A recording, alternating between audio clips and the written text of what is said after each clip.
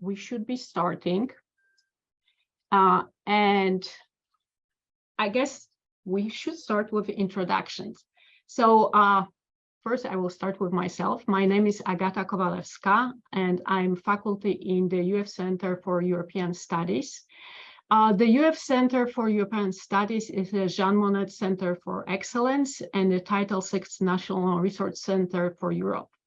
The center is housed in the College of Liberal Arts and Sciences. For those of you who are joining us not for the first time, you know that the entire presentation will be recorded and then it will be posted on the CES website. We will ask you to put all your comments and questions in the Q&A box. And in the second part of the presentation, that Q&A box will be used quite a bit.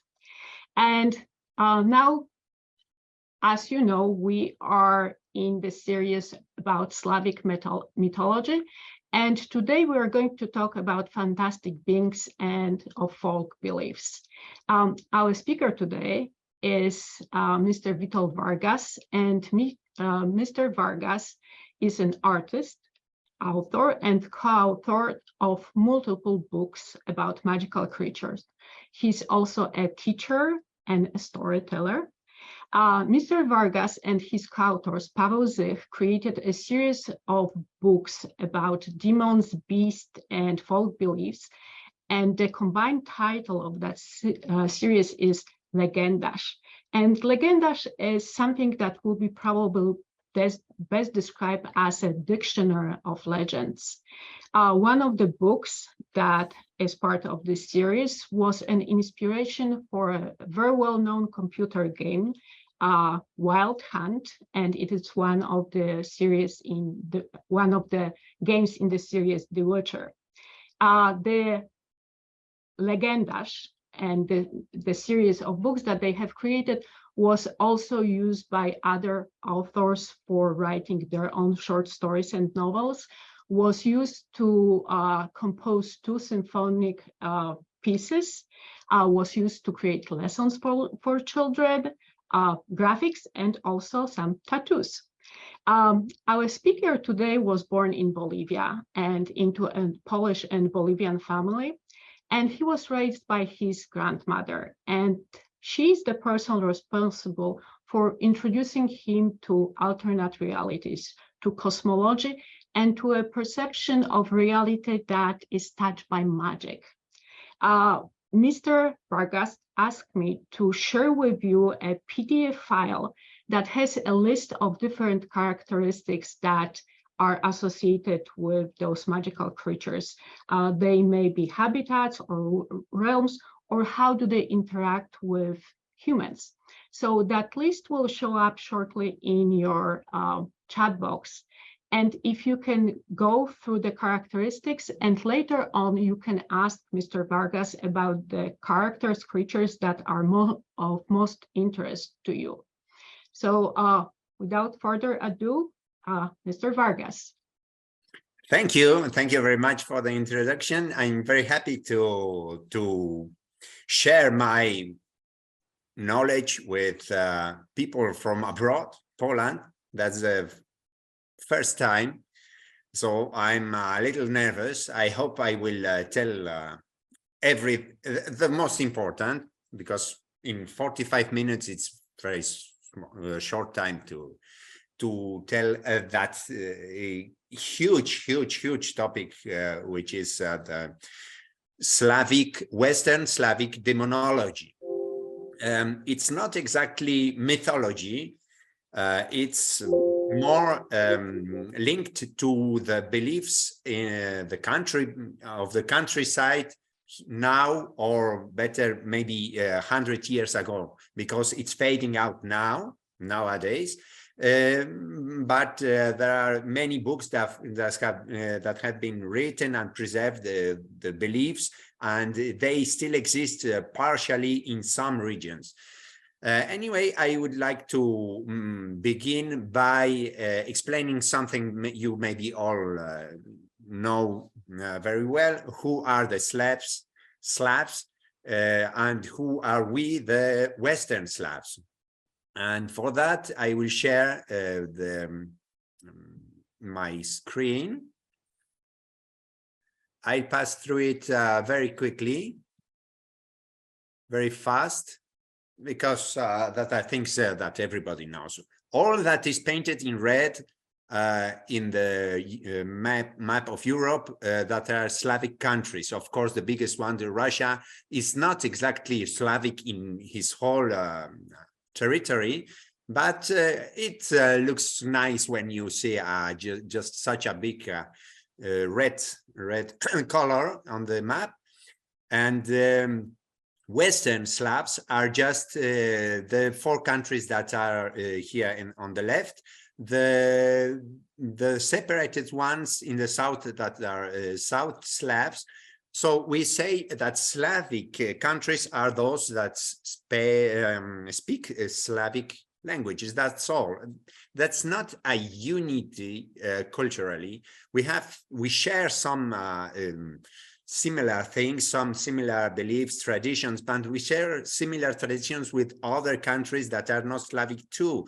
So you can not exactly say, you will never say, we Slav do believe on that things, or we think like that, because we are very, very, very, very different in each region. Here we have all the languages that the Slavic languages that are spoken. South Slavia in the south is languages quite similar to Greek and Turkish language. In the west, our languages that are written in Latin because we are Catholic. And in the east, Russians, Ukrainians, and Belarusians. Here, the light color, the green, is the Western Slavic countries, and that's what I'm going to talk about the beliefs that existed here. Demonology here I have a map that divides Europe into Catholics and Orthodox, and as you see, the frontier between Catholics and Orthodox is just here between Poland and Ukraine. We have some Orthodoxes in the east, and they have some Catholics, the Ukrainians and Belarusians. So there's the place where there's, and that's very important because of the culture and the influences that have been brought here to those countries at the time that Christianity began, something like 1,000 years ago. It's quite important. But I'm not talking about mythology. Mythology, if we can talk about mythology, Slavic mythology, is anyway just a reconstruction. Nothing has been written at the times when something like a mythology Slavic existed in these countries and in this region. Everything that has been written has appeared after at least 100 years after the beginning of Christianity. And the work of reconstruction consists on putting together very small pieces of information, and the result is depends very much on who is making that reconstruction. So I'm not very enthusiastic for that kind of scientific view. I will try to explain the things in my way. Here you have 2 pictures. The first is look like the. Witold, may I ask you? There is questions from the audience. If you can show your slides on the whole screen, because all they see is just the little, like. Of course. Yes, but on your desktop. Like this. I still see only your desktop. I don't see the map. I think you may have to. One moment. Now I'm sharing. I'm sharing now. You don't see the map?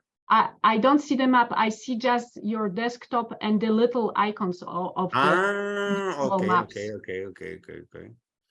So sorry, I thought you are seeing all the maps. Well, maybe later, if I have time, I will show you. But otherwise, it's very easy to find it in YouTube, which language is spoken where. That's not that important. So the scientific approach is always to try, what are we studying? We are studying a huge bunch of beings, of monsters, that are born of man's imagination, human's imagination. So they don't exactly fit to the physical logic. But scholars try to divide them with a scientific method. That means that they say, this monster is like this, it behaves like this. They try to explain it concretely. And if you see in YouTube, there are plenty of little movies about the 10 most known or the most important ghosts of beings of Slavic tradition and all that. That's that approach that I do not really appreciate, because the beauty of that world is that it has absolutely no fences. Everything is blurred. Everything is completely blurred. I prefer to explain, like the other drawing with a circle with a center, that all the ideas like myths, like legends and fairy tales and beliefs about demons are connected with like strings from one place to another, and then abroad the country, with the whole Europe, and then with Asia, with everything that are little strings that are very tiny but very long. And the specific of one country, of Slavic, Western Slavic countries, is that those strings are crossed in a specific manner, and that's all. When you try to make interpretations, to go deeper, you find out finally that everything is absolutely the same everywhere, because men have invented that. So at the very end of everything is the man, the human, and the human is always the same. Yes. And that's why I will not tell you about specific beasts before you ask me for that, following the list I told. Here there's another schema. Do you see the schema now? It's okay. With the two approaches, once again, here you have the arrows that follow in one line straight up. It's the idea, a graphic idea of evolution. Every step is just the next step. You always have the base based on something that is at the beginning. Something new is created. But there is a very interesting thing in culture, in intangible culture, that things can split in one moment. Elements of beliefs, little elements that can split and go apart in one moment. After 100 years, after 200 years, they come back and they can combine again in the same or very similar form. And that's very interesting. And it happens because there is always a man behind that, our human way of thinking, mentality, and it will attract always the same features, even if they disappear in certain situations.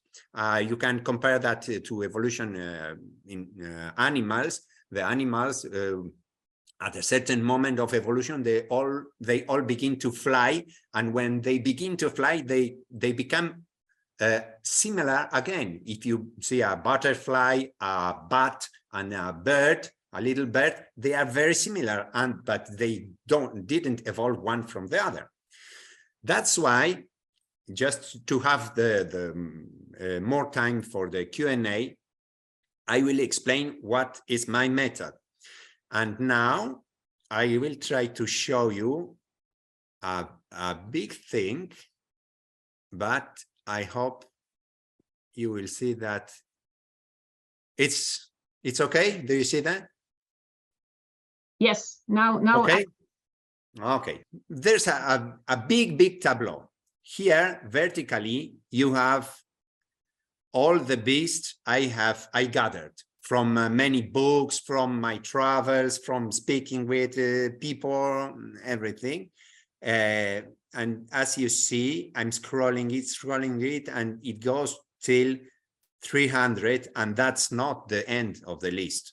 That's only what I've made, I put on this list.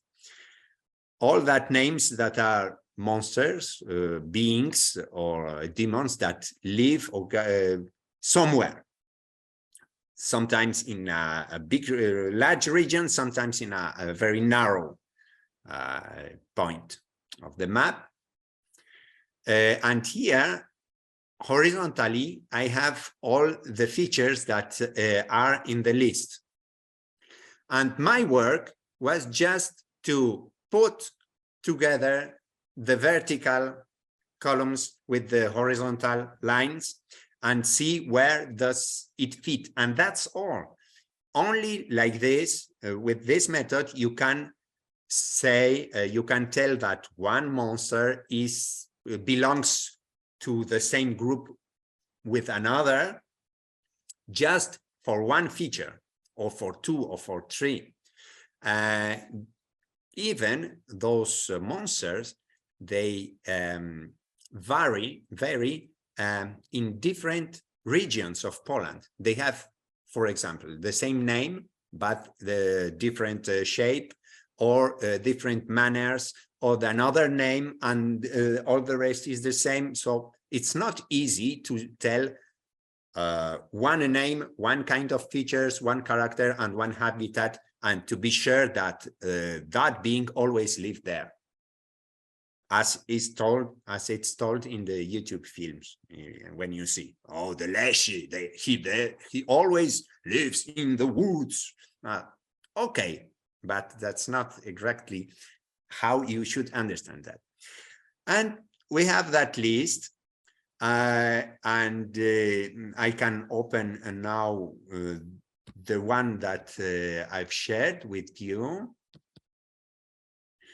And I divided it on habitat. It's clear, no, forest and everything. At the end, we have cemeteries and objects. That means it's not very natural. They are more public buildings come, and yes, the end of that list is more urban. The realms, I said realm. You have human, ghosts, flora, fauna, giants, and dwarfs. I put another realm. That's my idea. The dead, if somebody is dead. And we have here recognizable by signs. That's not really a feature. Sometimes you recognize that something is over there because of some kind of signs, with a noise, a kind of light, but you don't see the demon, the real one.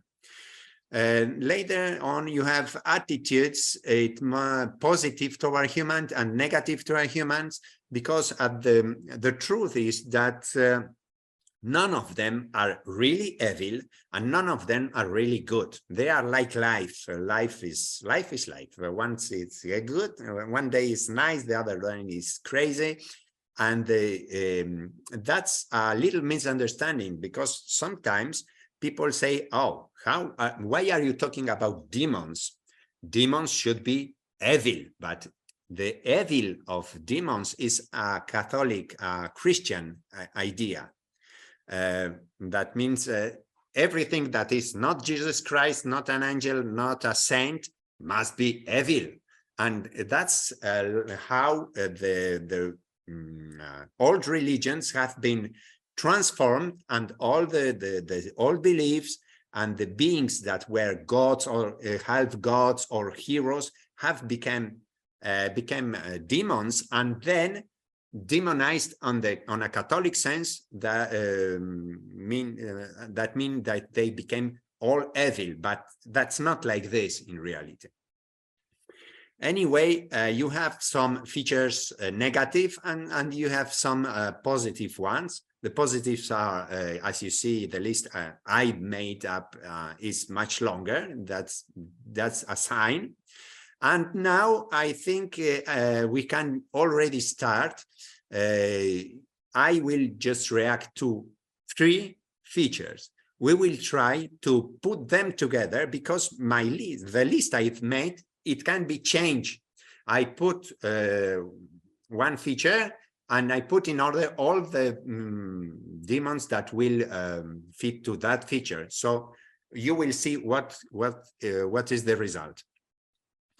Start. 3, 2, 1. Okay, so let me start with the first question.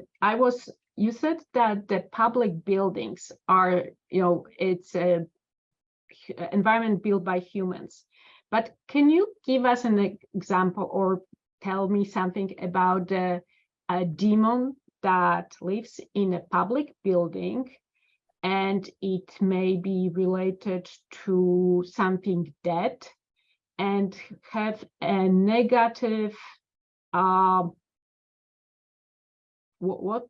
some negative characteristic? For example, if it will be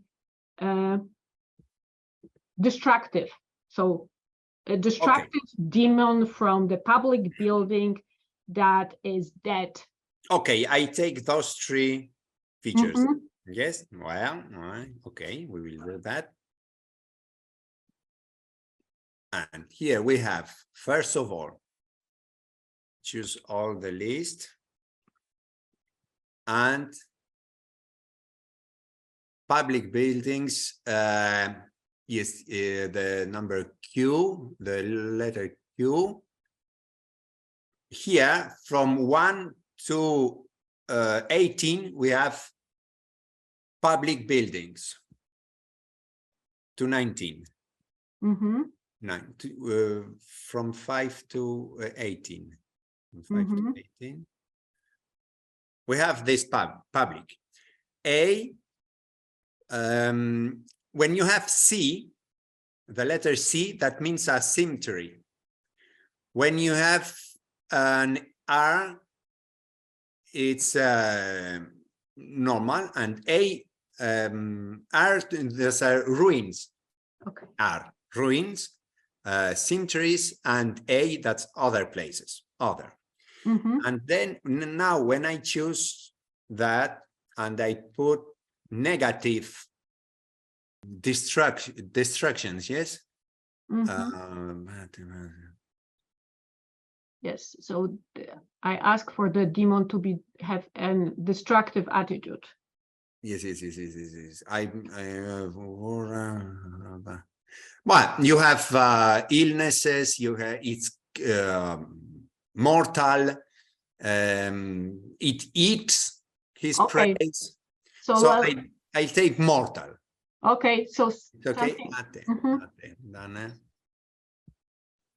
And here we have 3 of them, mortal and living in some public buildings.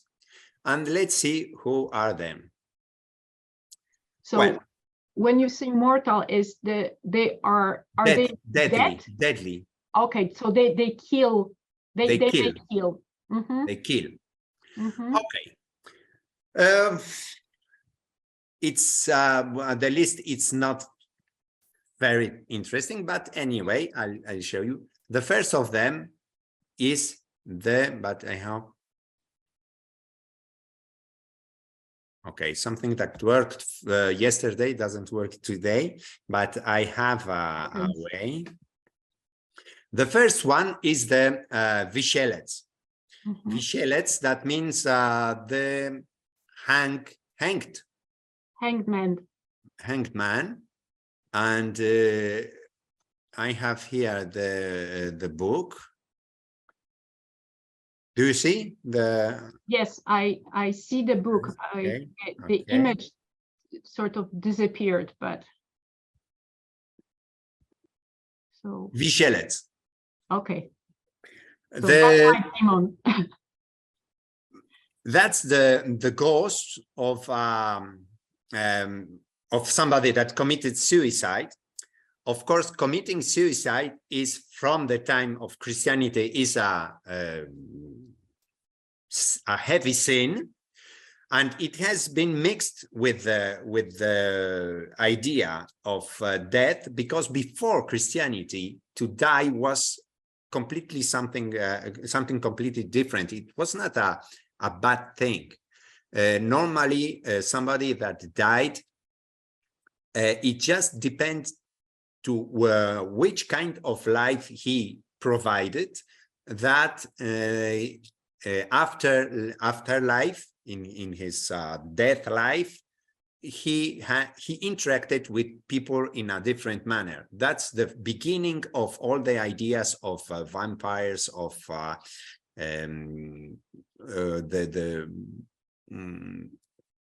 let's say vampires. Stryga in Polish, stryga in Polish beliefs.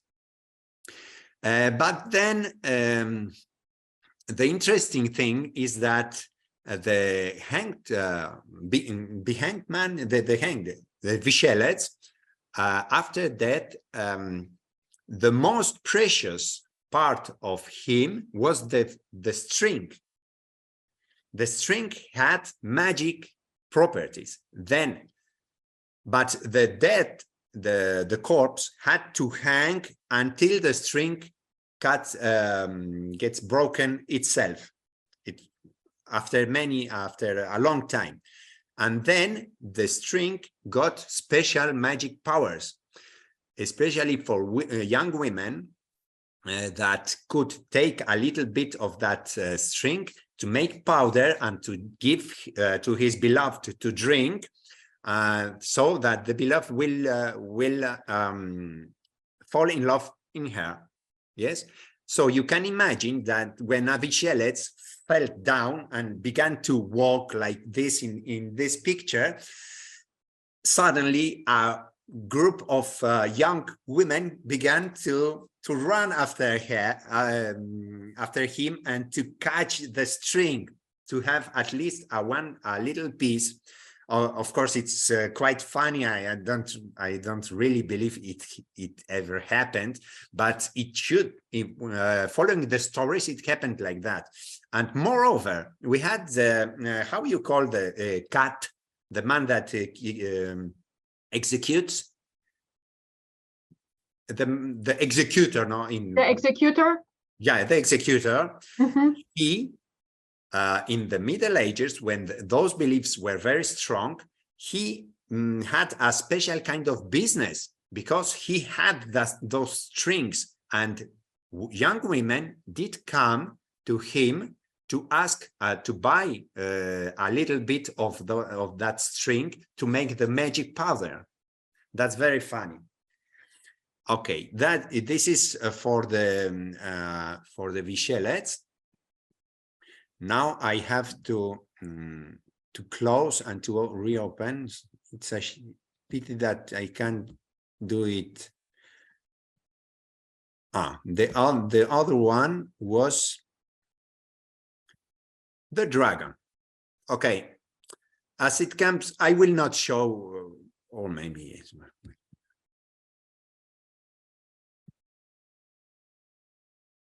As you know very well, we have in Poland a dragon that is the most, the number one in Polish touristic and everything. In Krakow, there was a dragon that lived under the palace of the king, and the cave is to visit.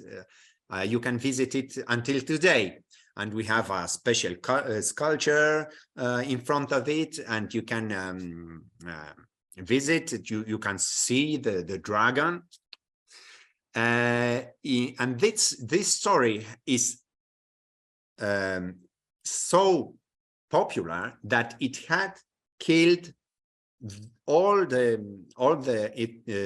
other dragons of Polish legends, but we have brought those other dragons to life again, and we've made a book, a fully book. It's a Księga Smoków Polskich, that means the book of Polish dragons, and here you have plenty of them. Just to say, well, no, I do it like this, how much they are and how different. And we have plenty of stories about each of them. And in fact, they don't, all of them, they don't look exactly like dragons. They look sometimes like giant frogs, or like mermaids. Sometimes like I think like crocodiles, because rich people in the Middle Ages, sometimes they brought wear the animals, and to have something interesting. Maybe the crocodiles or the big animals did die very quickly, but it was enough time to create a legend. And there are plenty of legends of kings that had on the cellar a dragon, and that every enemy of the king or the knight, it could be a knight, would be put down together with the dragon and die. That was the kind of warning that you cannot provoke the knight. It's very dangerous. But finally, at the very beginning, the idea of the dragon has also its Christian element. That means that the dragon symbolized in Christianity the enemy of Christianity. And at the time of our first dragon, the dragon Wawelski in Krakow, in Wawel, the most important one, there was the time of constitution of that became after that Poland, the land, the kingdom of the Polanie. And in Krakow, there were other kind of people. They were not Christians yet. And at the time that they fought, maybe the legend was made up that we have won with the enemy, and the enemy was a dragon. That's exactly the same idea that had the Spaniards in Spain after getting rid of the Muslims in the Middle Ages. You know that story, yeah? And they also have the saint, a saint that killed a dragon. Here in our legend, Polish legend, the person that kills the dragon is a kid, a child. And that's because of our Slavic tales, fairy tales, that very often have children as heroes. Children at the beginning that during the story, they suddenly grow up very quickly. After two or three pages, they are already big, very strong, young, and they can already marry a princess. And that's very funny, because you didn't even know that he's not still 5, for example. Yes, that's the dragon. And of course, dragons in Polish beliefs are not completely not like, and neither like Chinese dragons. They are not. They don't bring happiness and good luck, and they are not like the dragons of Celtic dragons. that are very smart, and they like in the Lord of the Rings. That's not, absolutely not that. Our dragons are always terrible monsters. They are dumb. They are not intelligent at all. They are personifications of the wild, and the beast, the negative, and you will not talk with them, will not discuss, you will not try to escape intellectually. You can only run, and if you don't run, you will be eaten. That's all. And the last one was the basilisk. But I think, oh, okay, I will talk about the basilisk. It's character that exists in the whole Europe. The basiliscus. It's even in Harry Potter, of course.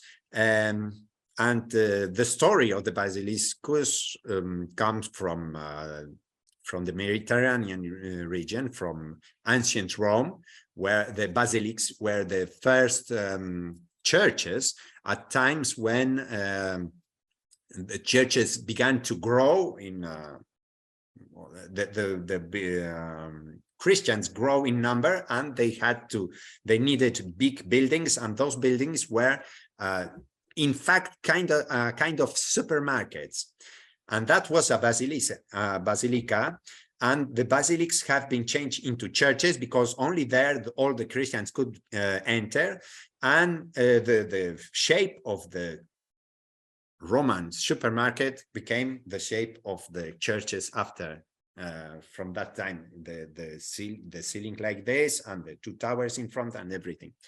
And it happened that some kind of monster lived inside this church, and the idea of the monster inside the holy place is a very large idea that goes much farther than the character of the basilisk. You have all kinds of ghosts and monsters and people that have been that awake from death. How it's unclear, and they were sometimes put under the floor of a church, because at the beginning in Europe, dead people were put or inside the church and under the floor, or around the church. And there was a time after the cities, when they were growing, people had to move those farther from the center because of the problems of hygiene and everything, and there were no more place. But there are plenty of stories of something evil that is inside the church.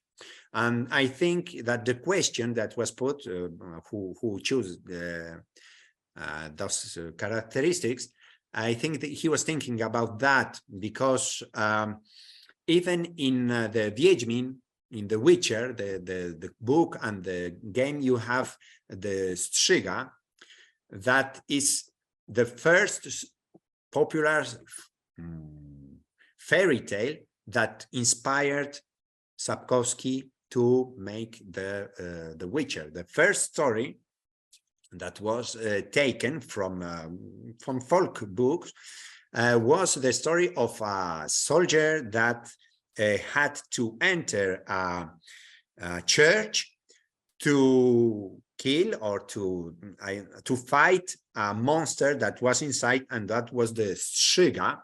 The name of Strzyga comes from Latin. Until today, you have in Italian language, you have the witch, the woman witch with the nose, the big nose, is a striega. And the word comes from an owl, the bird, the night bird. They are called Striega until today, but the name has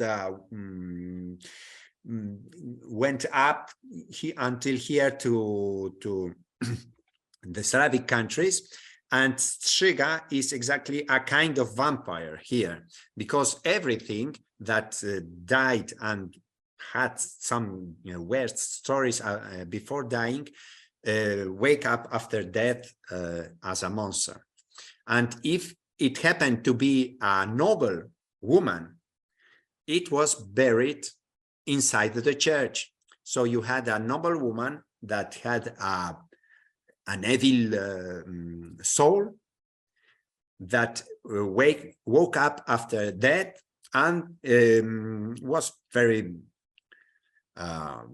let's say nasty for the believers, because every time somebody forgot to leave the church at night, it became a bunch of white bones, because the monster went out and he not only ate people, the monster inside the church made something much worse than eating people. The monster broke the candles, and that is really a big sin, to break candles, because first of all, the bees that produce wax, wax, yes, wax. They produce wax, and this wax was produced, was taken to make the candles inside the church. It was one of the most expensive products in the Middle Age, the wax.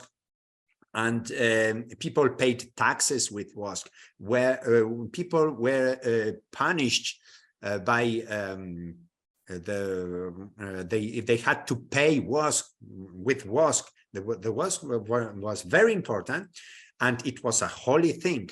When you put light on a wax, on a candle inside the church, you are awakening in a kind is the soul of the person you are thinking on, a dead one, a grandparent, somebody. So if it has to be burnt until the very end, if you break it, it's like you are breaking the soul of an ancestor. So that was very, very, very bad. I happen to tell about the basiliscus, but the story is quite the same. And we have one legend here in Warsaw, was one of the very few legends that are exactly from Warsaw, that there was a basiliscus here, a basilisk in the city some hundreds years ago. And there was a man that had to get inside and to kill him.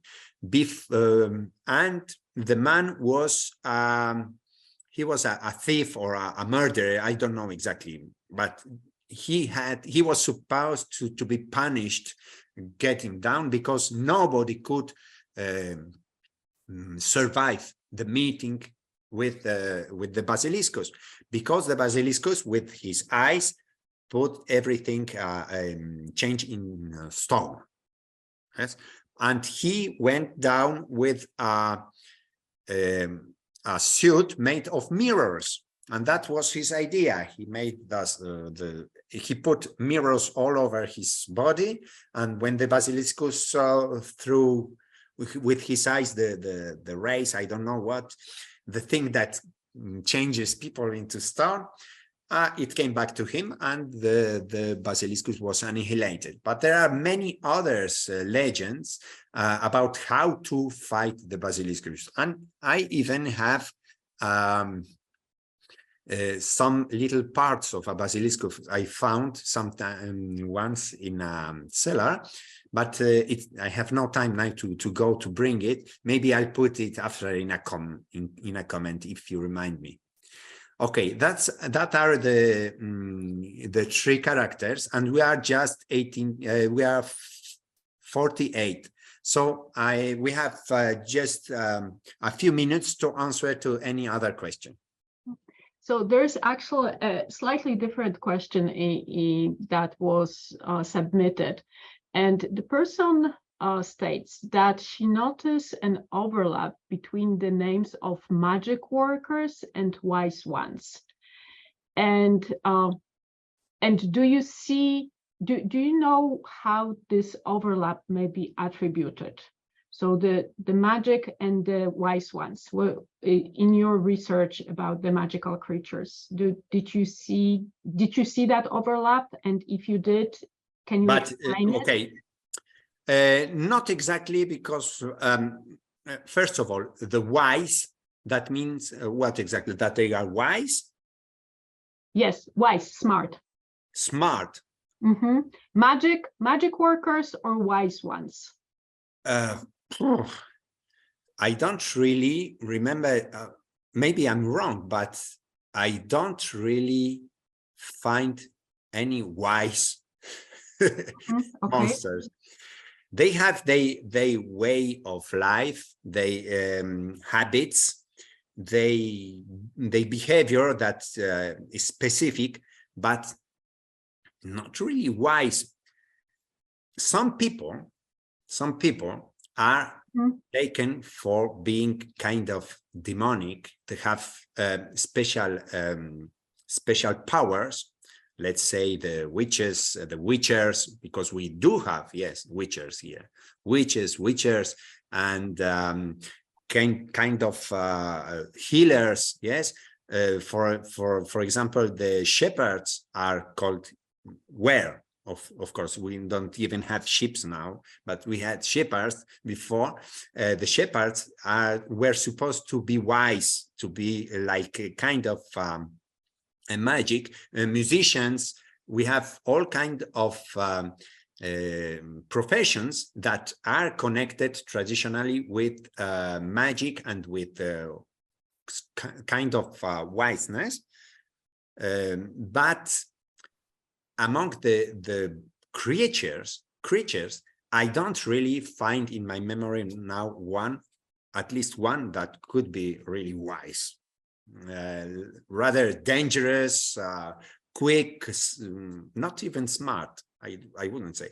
Moreover, the contact between people and the demons, it's very typical here that people have their own smartness to fit them, and normally they win. Okay, so the person actually asked, sort of follow up. She asked about characters like Strega or Striga, and the creature of the white woman, or Biała Dama. Biała Dama, it's a common name for ghosts that are female. And ghosts are demons, but they are specific kind of demons because they have an identity card. That's the difference. You can say the Biała Dama, who she was before death, who she lived and how she lived, and why she died, like ghosts, normal ghosts. And she's called Dama, that means the lady, because normally they were noble people. Among peasants, you don't have Biała Dama because there were no damas, there were baba. The woman in the country, she is a baba. And the dama, it's from Latin, it's a noble woman. Yes, it's completely different. And in the countries, if a woman died for any reason, and after the death she came back to life, she didn't become a ghost. She joined to a whole idea of death, of dead people among living people. And so she was not unique. She was not identifiable like a person. You have the same with water, people that drown, or people that die in every other unnatural way. They, after the death, they become a genre, a kind of topielec, the man that drowns, or the fishelec, or the południca, the woman that attacks at midday in the fields, and that's. But the biała dama, she is only in palaces, in not even churches, the palaces and public houses. There we have made a whole book. There's another book about ghosts, and we have plenty of them. 500 legends about ghosts from Poland. Are any of your books translated into English? No, we tried to make that. I really would like to have our books translated, to share that, but it is a lot of work. Here are part of the books I've made with Paweł Zik, and here's the other part. This one is only Japanese, and all that books, they speak about all that things, not only demons, but also legends, stories. Okay, but that's another thing. Okay, there's another question about if you have noticed that, if there are any parallels of the Slavic magical beings and the beings from the Nordic mythology or Celtic mythology. Did yes, you? Of course. There are examples? A lot of similarities, but I don't know. My problem is that I don't know the Scandinavian folklore as I know the Polish one, and in the way I try to explain it now. I know that region like YouTube. So I know that you have elves, you have the simplest archetypes, yes, of beings, and from this you can see, for instance, the giants, the big ones, those that are similar to rocks, the troll. Yeah? We do have, but we have them in the mountains. The mountains are in the south, and there in certain mountains, specific mountains have their specific ghost that is a giant that behaves something like a troll, but he's more personal because it was probably the god of the people that lived around that mountain in the past. You always in every mythology, let's call that mythology, you have some thing, somebody, some being that live under the water. If it's a marine one of the sea, a sea dweller, then the problem is that our coast, the Polish coast, is very specific, and the whole rest of the country has nothing to do with the sea. So we don't have seahorses, nothing of that, apart the seashore, the coastal region. But we have a lot of lakes, and every lake in Poland has its own, had its own god, his own king under the lake. That was mainly a big fish, a golden fish, but very big, sometimes a kind of a human, half fish, half human. One of them has been catched, and it's written even in some chronicles that one of those big fishes has been very happy. No. has been caught and has been attached to a big chain.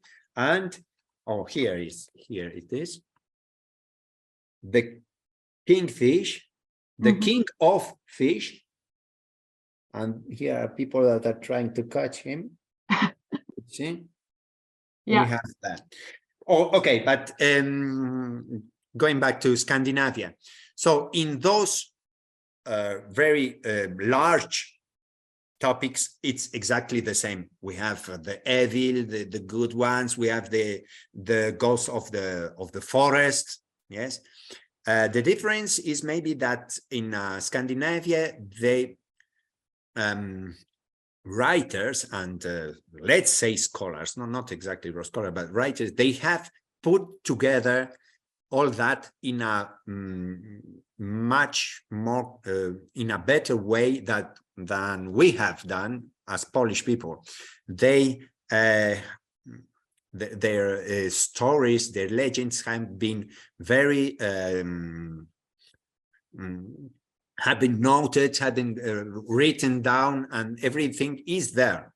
Here in Poland, until 100 years ago, nobody really was really interested on searching those things, and it stayed in the minds of the peasants. The peasants in Poland were quite slaves. They were very different to that level that by the nobles there was a kind of a racism. They said that the peasants, although they were exactly the same people, that they are of another race, and they enslaved them. In fact, it was kind of slavery, and there was a very specific interaction between those two groups of people. And then when they were liberated at the end of the 19th century, it's only then that those writings began to arise. So that's when most of the folk stories came from. It's when they finally, the peasant had a voice, and at the same time, mostly because it was Kolberg, scientist Kolberg, that gathered almost everything, and then many others followers of him. Yes, but they spoke just with the peasants, and they wrote what was written. They didn't compile that in any big stories like Scandinavians have done. So there are not the Russian people. Yes, they have done this. In Russia, you have the big stories, of knights, of wars, and everything, and magic that exists in Russian Slavic, that mean in Eastern Slavic culture, but not here. Here, nobody, there was not such a smart people to do that, but I like it because it hasn't changed. It is like the peasants really did cultivate that along the 1,000 years of Christianity. It's very interesting. Yes. So unfortunately, our time came to the end, and we have to say goodbyes. And thank you very much for your stories. Thank you to all of you for being here, listening, and for your questions. The couple of things I wanted to add. First of all, if you would like to contact our speaker directly or talk to him and his collaborator, Paweł Zich, you can find them on Facebook. And I'm assuming that if you look for Vargas or Zich on the Facebook, I can put the link here now. Okay, perfect. So if you can put the link in the chat, that will be great. For going back to our local traditions, I would like to remind you that when you stop viewing the webinar, you will be taken directly to a survey, and we would ask you to, or I would ask you to complete that survey, because that will help us to provide other programming in our CES series.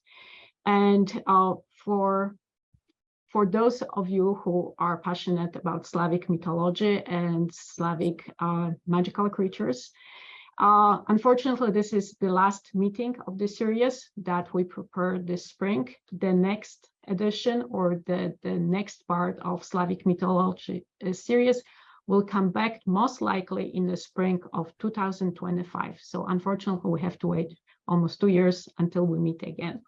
So thank you, Mr. Vargas. Thank you. I feel that I haven't told much, but that's time. Then I put the link to our site. Of course, you can write in English also. If you are interested in any other questions, we will answer there surely. Maybe not the same day, because yeah. But we'll be very glad to share that our knowledge with you. It will be Great. really nice. Thank you to all. Thank you, Mr. Vargas, and I will see you at other events by Center for European Studies. Bye-bye to all. Bye-bye. All right.